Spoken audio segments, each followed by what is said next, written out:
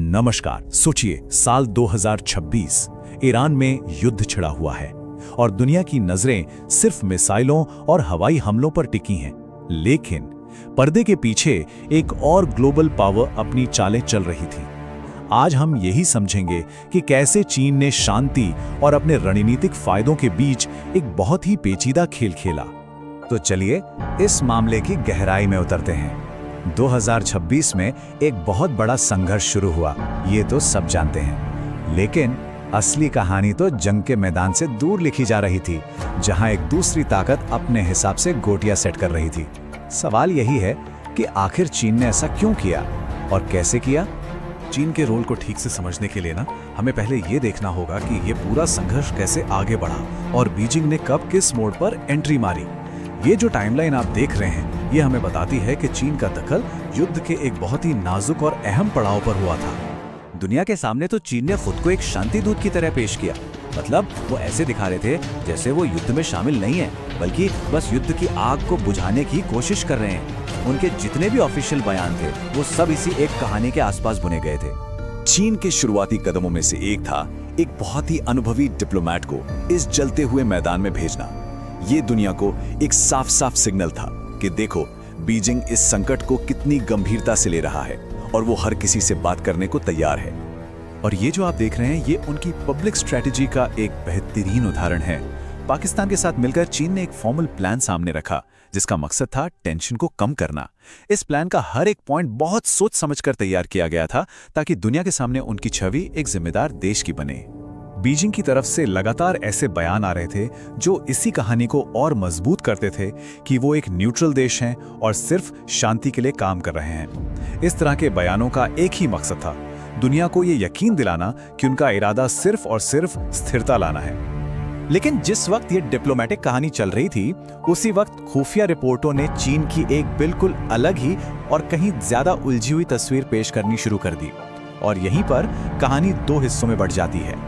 तो चलिए अब कहानी का दूसरा पहलू देखते हैं। शांति की बातों के पीछे असल में क्या हो रहा था। चीनी कंपनियों से ईरान को लगातार जरूरी सामान की सप्लाई हो रही थी, और ये कोई छोटी मोटी मदद नहीं थी, बल्कि ये ऐसी मदद थी जो ईरान को लड़ाई में अपनी ताकत बनाए रखने में सीधे सीधे मदद कर रही थी। जाहिर है ये सपोर्ट किसी से छिपा नहीं रहा और इसने व्हाइट हाउस से सीधी चेतावनियों को जन्म दिया, खासकर जब और भी एडवांस्ड हथियारों की सप्लाई की बात सामने आई। बस यहीं से दोनों सुपर पावर के बीच टेंशन और भी ज्यादा बढ़ गई। तो सवाल ये उठता है कि आखिर चीन इतना नाजुक और जोखिम भरा डबल गेम खेल क्यों रहा था। जवाब दो चीजों में छिपा है, तेल और ताकत। और ये दोनों ही चीजें चीन के लंबे समय के सपनों के लिए बेहद जरूरी हैं। तो सबसे अहम बात है चीन की एनर्जी पर जबरदस्त निर्भरता। वो ईरानी तेल का सबसे बड़ा खरीदार है और जैसा कि आप देख सकते हैं, ये निर्भरता कोई मामूली नहीं है। अगर तेल की सप्लाई में जरा सी भी रुकावट आती है तो ये उसकी पूरी अर्थव्यवस्था के लिए एक सीधा खतरा बन सकती है। ये जो 80% का आंकड़ा है ना, ये चीन की मजबूरी को साफ साफ दिखाता है। देखिए, ये युद्ध सिर्फ एक इलाके तक सीमित नहीं था, बल्कि इससे पूरी दुनिया में मंदी आने का खतरा था। सोचिए, सिर्फ पहले महीने में ही अरब देशों को लगभग 194 अरब डॉलर का नुकसान हो गया। बीजिंग के लिए इस तरह के बड़े आर्थिक झटके को रोकना सबसे बड़ी प्राथमिकता थी। और यहीं पर चीन की आर्थिक रणनीति का एक बहुत ही चालाक कदम सामने आता है। उन्होंने जोर दिया कि तेल के लिए जो टोल लिया जाएगा वो उनकी अपनी करेंसी यानी युआन में लिया जाए। चीन में इस संकट का फायदा उठाया अपने लंबे समय के लक्ष्य को पूरा करने के लिए, जो है डॉलर के वैश्विक दबदबे को कम करना। ये भले ही एक छोटा कदम लगे, लेकिन ये ग्लोबल फाइनेंशियल सिस्टम को सीधी चुनौती थी। ये जो पूरी भागीदारी है, ये सिर्फ एक युद्ध के बारे में नहीं है।